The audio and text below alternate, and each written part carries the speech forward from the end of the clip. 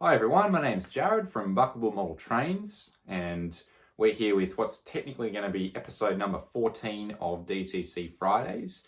We're going to have a look today at my Gopher Models 42 class, S class, B class, and GM sound project. So developed for that ready-to-run N-scale model, done by Phil Badger over at Gopher Models, who I work with quite closely. The fantastic model. So we're going to be having a look at that sound project today. It's gone through a couple of iterations. I've been working on this for a long time. It was released by me on the CT electronic sound decoder initially. We had some sort of ongoing problems with that decoder, unfortunately. So that led me to, it did lead me to actually become the dealer for Zimo and then use their sound decoder for this project. And so here we are now. I've finished it, it's released. It's gone through several versions within the Zimo phase of using the Zimo decoders. So let's jump over to the layout and have a look. Hi everyone, welcome to my railway here, my little layout. We're having looking at my SSR GM27, and this is fitted with a Zimo MS490 sound decoder in the fuel tank, which has my sound project loaded onto it. There is no modifications needed in the fuel tank or anything to fit it in. This particular locomotive has also got the the 15 by 11 sugar cube speaker with the custom 3D printed enclosure, which I'll show you an example of now. If you can, let's line this up. Combine the parts. So this is using a proper, make sure we can bring this into focus. This is a proper Knowles 15 by 11 driver that I source now from Zimo. So it gives really high bass, excellent frequency response and all that sort of thing. And this is a 3D printed, resin 3D printed enclosure that gets super glued to the top of it and provides really great sound that you will hear in this locomotive, as it's got the exact same kind of speaker and enclosure. This locomotive also has, it has an upgrade to the regular 660 microfarad capacitor setup that you normally get with the project. It's got a new Zimo Stacko 1 Stay Alive unit, which is gives it about 100,000 microfarads of Stay Alive, which is quite impressive. So it allows the locomotive to run for about 2 seconds or so on without any power. So without further ado though, let's fire it up and listen to how it sounds.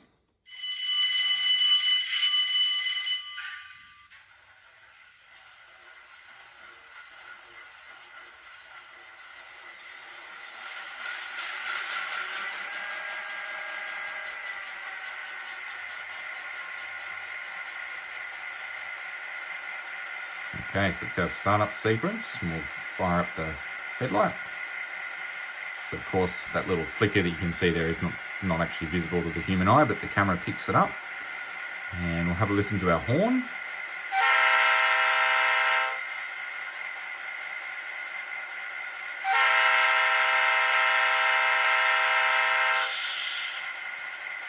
So that's just controlled by F2, and it is a looping horn, so it'll play as long as you hold the F2 function key down. And that was the Leslie RS3L horn. I'm actually going to swap out that horn on this particular loco, as I've determined by listening to the real GM27 that SSR are running a lot of lately, that I think it actually has a P5, a Nathan P5 horn fitted, which is available on this sound project with a change of 1 CV. So as I've said there, those are 2 horns that are available. You also have the RVB3 chime, that's particularly for the S class. The P5 that I mentioned is particularly for the 42 class, but you can also use it for the GM or any other loco in this class that you may desire.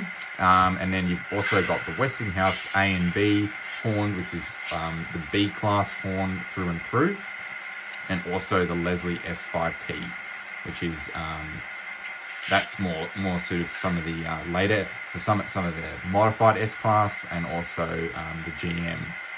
So let's have a listen to the short horn. So I've also got short horn on function 3. Okay, so just a nice, simple short horn. F1 dims the headlight, so it might be good, and you can see that it's flickering nicely, but obviously to the naked human eye there is no flicker, but that just helps dim the headlight for when you're coming into yards or anything like that, approaching a station. If you find the headlight a bit too bright, you can dim it. And another function we can demonstrate without driving is F7 is just our brake squeal. That was just that sound you heard there. I didn't cue. That's an automatic sound. So that's just your air release. So it just cues automatically every now and then. But we can cue the brake squeal. And you'll hear a short excerpt of that when the locomotive actually comes to a stop. Now our air compressor is automatically firing up as well, so that's another automatic feature. But let's now talk about the driving features, as that's what I'm really excited about. By default, the locomotive should drive and notch up and down at a quite, hopefully what you'll find a realistic kind of rate. So we'll take off to speed step 10.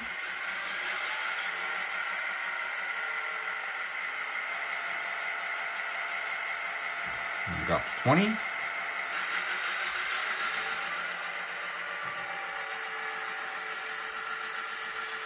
$30.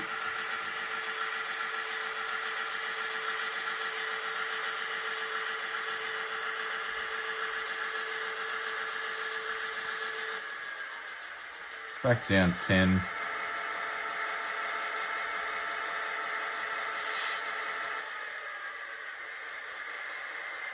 We'll see if we can do a bit more of a speed run. We'll set up the road so we can run through a bit more in reverse. Get just a tiny glimpse of that reverse headlight coming on there. So we'll notch right up to 50, speed step 50 straight away.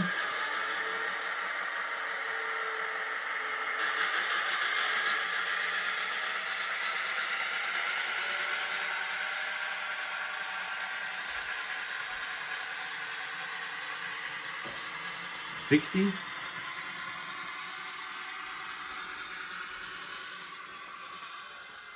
And back down to 0. Off in the distance down there. There we go. So that by default it's set up to run at a quite kind of low notching rate. I find that often locos notch up a little too quickly, and for if you're running sort of a light train or maybe a passenger. And bearing in mind that the majority of people, I think, that are going to be using this sound project are probably going to be running the Victorian S class, or the B class, or maybe the 42 class, and they would generally, haul locos with just the one engine or things like that, and they'd be hauling passengers services or short freights and things like that back in the day, and not shredding themselves to bits like locos do these days on the really heavy grains and whatnot, and coal trains, intermodal services, that sort of stuff. Although, if we move on to our next feature, if we press F6, which I have now done, and you can do this at any time with the locomotive running, it won't sound terrible, we'll demonstrate that, but we're now in heavy load mode. So now as I notch up through the speeds, and I'll bring my throttle around so you can see as I notch up, and you can compare the sound, the noise from the engine.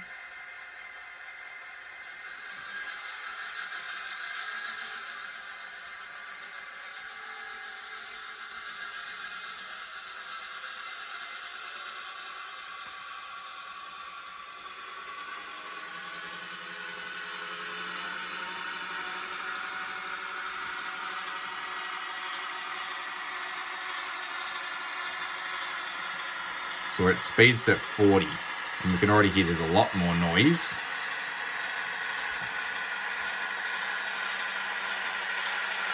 $50.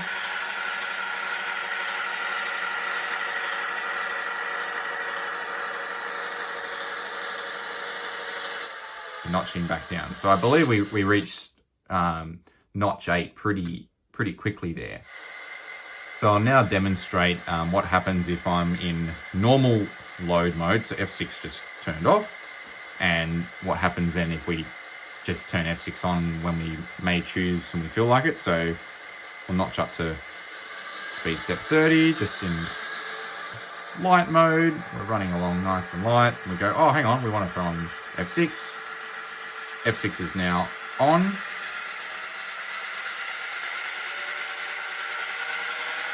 And off.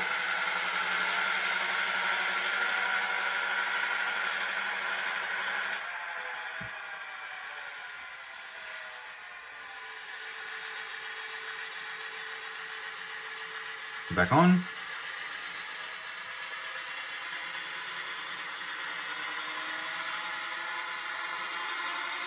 And we'll bring it to a stop.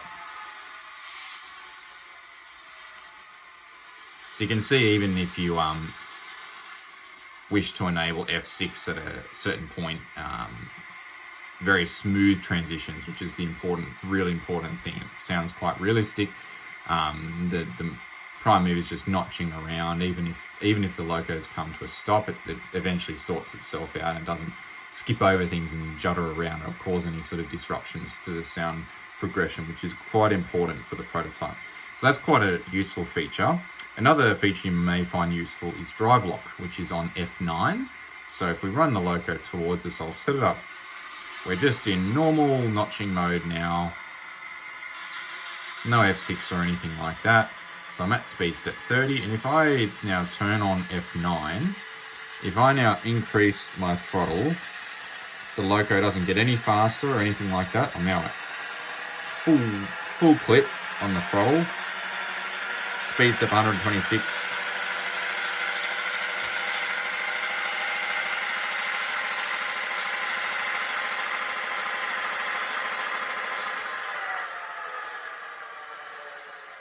You notice the loco keeps running at speed step 30, but the throttle now responds to the loco responds to the throttle only in terms of noise, in terms of the notch, in terms of the RPM that the motor runs at. So that way you can, if you're wanting to run slowly like that at speed step 30 and have the notch really high and sort of have a bit of control of that while your loco runs at a consistent speed, then by all means you can do that. That's totally fine. Or you can be running at a really high speed, maybe speed step 80, mainline running, and you want to just drop the engine note down. You can also do that. You can then drop the throttle down and keep the loco running at a consistent speed. I'm now running this loco with function 5 enabled, which is just idle. So the loco can, that basically just locks the engines down into idling, and you can drive as normal. You can be stopped, slow, fast, whatever, and the prime mover will just sit at idle. So it's nice and simple. So that's idle. On F10, which we haven't looked at yet, F10 should be an alternate horn. One sec, sorry, let's turn the headlight off. Let's do F10. Yep, so that's our alternate horn. Most of the horns have this available. It's just a different edit of the horn that I thought I'd throw in just for a bit of variety. So you've got 3 different horns to play with, and you could of course remap the functions if you particularly liked it. I don't believe it loops. Yeah, only the horn on F2 is looping, and I've edited it to be able to do that. F11 is our coupler crash. F12 is run notch 8. It is notch 8. So once we hit F12, the loco will begin notching up to notch 8, which mine doesn't seem to want to do for whatever reason. Done something there. Currently running the air compressor on F13. This is looping, so as long as F13 is turned on, it will continue to compress air until you turn it off, like that. We'll just see if we can figure out why my F12 notch 8 is not working. Don't quite know. Let's interesting. I've probably mucked around and changed something, but I can assure you that every locomotive that leaves my workbench, I do actually test. When I run it, I test all these functions to make sure they're working.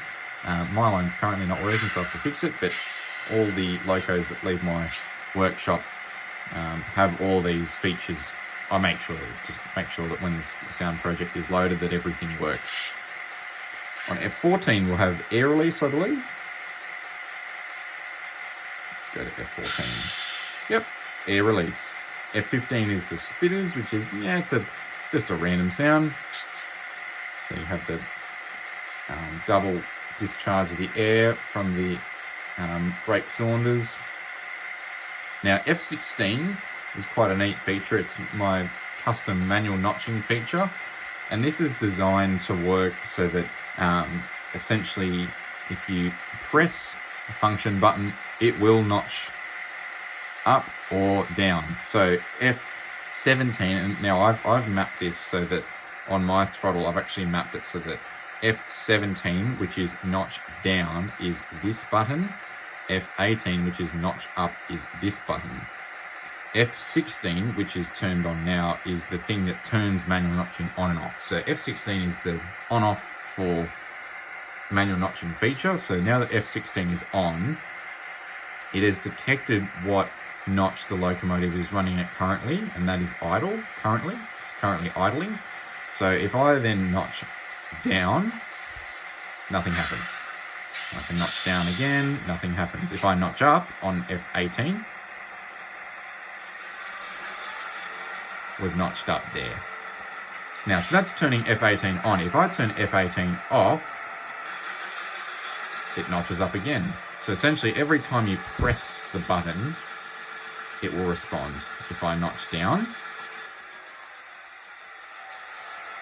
notch up again, notch up again,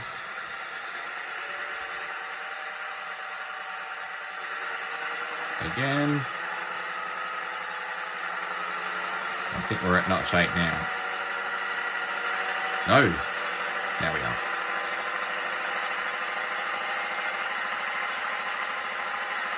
And this system is pretty much unbreakable. I've done a lot of testing on it. You can continue notching up, but the loco will go, no, I can't notch up anymore.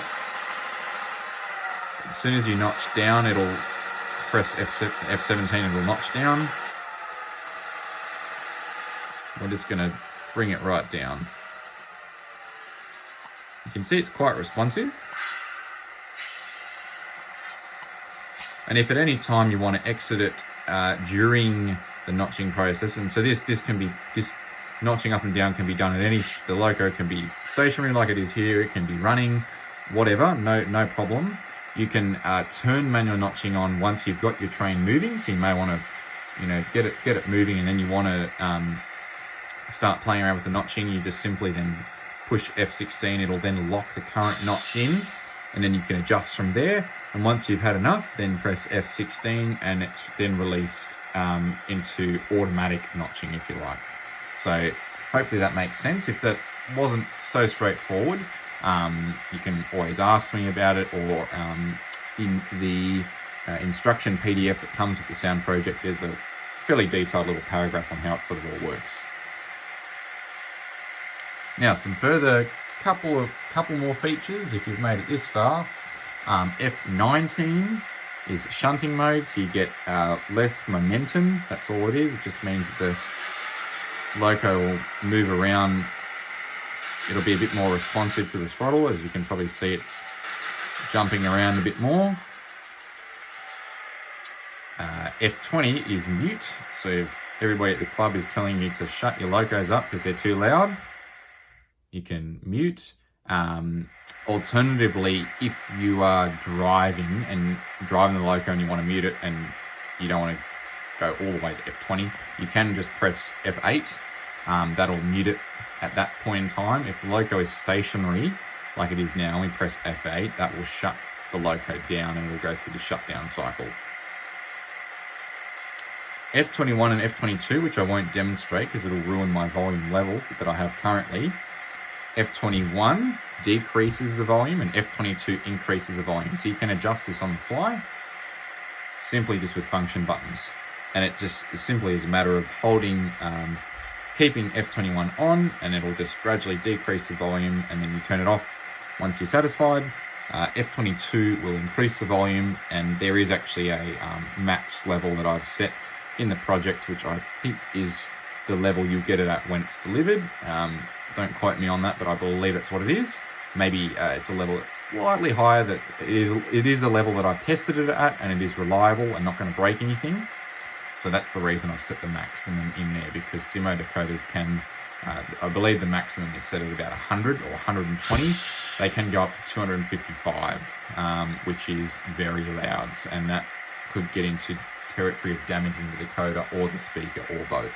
So you should see that when you get it, it is quite plenty loud enough, even for a good train show. So that is about it. I will leave that there with a clip of this locomotive rolling off into the proverbial sunset. Just change this point so we can drive off. Off we go.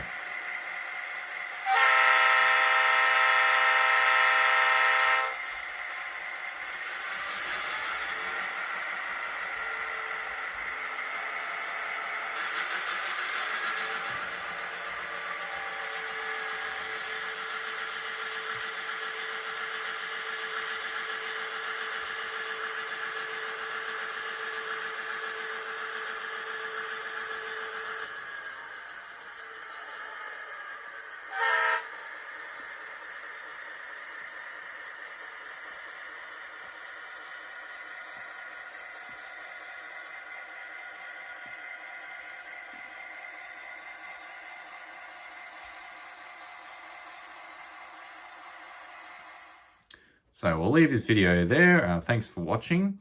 As I've mentioned, this project is available not only just for the GM, but yes, for the 42 class, for B class, S class, and also there's the B61 Streamliners Bernie Baker locomotive. All of those are actually available new from me. You can buy a brand new model with sound fitted, or you can supply me your existing model and I can retrofit it at cost. The project costs $220 for it to all be done, and that's, you can add that to the price of a brand new locomotive at $280 for a new locomotive. So hope this has been helpful for you, and I certainly enjoyed working this sound project, and I love running my GM and B61 together on a container train, and look forward to fitting my 42 with it at some stage as well. So thanks for watching. We'll leave it there. Thank you.